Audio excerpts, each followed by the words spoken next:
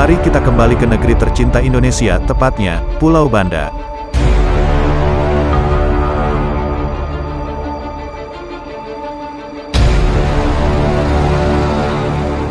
Inilah sejarah Pala, rempah-rempah dengan sejarah penuh darah. Sejarah Pala berasal dari abad ke-6. Sejarah Pala dimulai pada abad ke-6. Pala mencapai Bizantium, sekitar 12.000 km dari Banda. Sekitar tahun 1000 Masehi, Ibnu Sina menggambarkan Pala sebagai jansi larangan atau biji Banda. Masyarakat Arab pada waktu itu menggunakan Pala sebagai barter, akhirnya membawanya ke Venesia, Italia, di mana Pala digunakan sebagai penyedap masakan bangsawan Eropa di Eropa. Namun, saat itu, masyarakat Banda terus menjual dagangannya ke pedagang dari Jawa, Makassar, dan Inggris, yang meningkatkan ketegangan.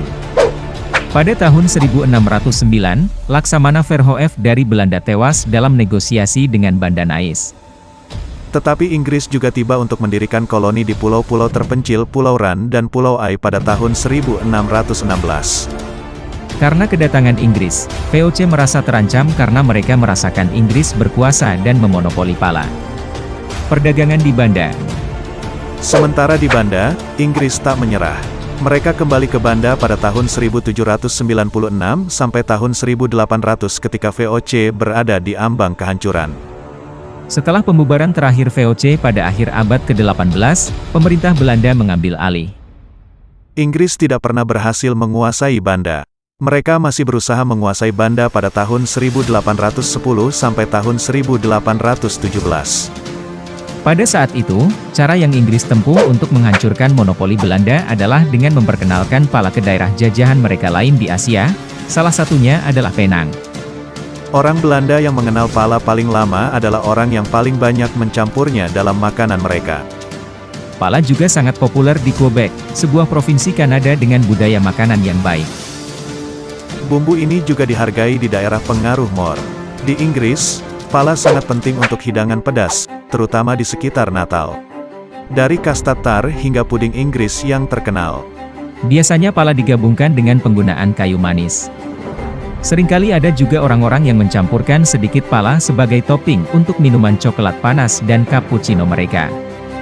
Secara historis, fuli lebih umum digunakan sebagai bahan masakan. Pala biasanya lebih mahal karena dianggap memiliki rasa yang lebih kuat. Oleh karena itu, lebih mudah untuk menjual dalam jumlah kecil. Pada abad ke-16 dan ke-17, orang Prancis membawa pala giling ke pesta makan malam dan pala giling untuk makanan yang mereka nikmati. Namun selera orang Prancis akan pala di abad-abad berikutnya akan berkurang dan sekarang dalam masakan Prancis pala biasanya hanya digunakan untuk saus putih seperti bechamel. Monopoli perdagangan pala dan fuli akhirnya berakhir pada tahun 1860 dengan penghapusan perbudakan di seluruh Hindia Belanda. Belanda secara brutal memaksakan monopoli mereka pada pala. Mereka melarang ekspor pala. Mereka juga membasahi setiap pala dengan jeruk nipis sebelum dikirim agar tidak subur. Mereka telah berhasil mempertahankan monopoli pala ini melalui kekerasan dan kerahasiaan tingkat tinggi. Mereka tidak pernah memberitahu pedagang yang membawa pala mereka di mana Banda berada. Hingga tahun 1769, seorang pria bernama Pierre Poivre, seorang tukang kebun dari Perancis, datang ke Banda. Dia menyelundupkan pala dan pala di bawah hidung Belanda. Perancis juga berhasil menanam pala di koloni mereka di Mauritius. Monopoli Belanda perlahan hancur. Jadi rebutan semua bangsa. Pala adalah rempah yang sangat kontroversial di banyak negara. Perusahaan Hindia Timur Belanda, VOC, berhasil menguasai Banda pada awal tahun 1600-an. Mereka juga memperbudak penduduk asli Banda. Ran, pulau terkecil di Banda, menjadi korban perjuangan pala yang paling tersiksa. Berdasarkan kumpulan informasi dari pameran bertajuk Banda Pusaka Indonesia, pada tahun 1605 Belanda mengusir Portugis setelah menaklukkan Ambon. VOC telah mengadakan perjanjian dengan warga Banda yang mewajibkan mereka hanya menjual pala dan bunga pala saja kepada VOC. Pala saat itu masih sangat mahal. Di Jerman abad pertama, harga 1 pon atau sekitar setengah kilogram pala bisa dihargai dengan 7 ekor sapi gemuk. Perburuan pala telah berkontribusi pada perkembangan dunia komersial modern. Pada zaman Turki Ottoman menaklukkan Konstantinopel di Istanbul, bukan Turki saat ini. Selain itu, hukuman mati menanti mereka yang dicurigai mencuri, menanam atau menjual pala di tempat lain. Kira-kira 5 tahun setelah kedatangan Inggris, VOC menguasai Banda dengan mengirimkan 2.000 tentara yang mengerahkan ribuan orang di bawah pimpinan Gubernur Jenderal Jan Pieter Soonchun. Penduduk Banda berkurang menjadi 1.000 orang. Populasi yang menurun ini menjadi peluang bagi VOC untuk kemudian memperbudak korban yang tersisa. Columbus berlayar melintasi Atlantik untuk menemukan jalan melalui India. Ketika Vasco da Gama mengepung Tanjung Harapan pada tahun 1097, anak buahnya menyerang pantai Kerala dan berteriak, "Demi Kristus dan rempah-rempah." Afonso de Albuquerque, tentara jenius militer Portugis, memasuki Malaka dan Banda pada tahun 1511.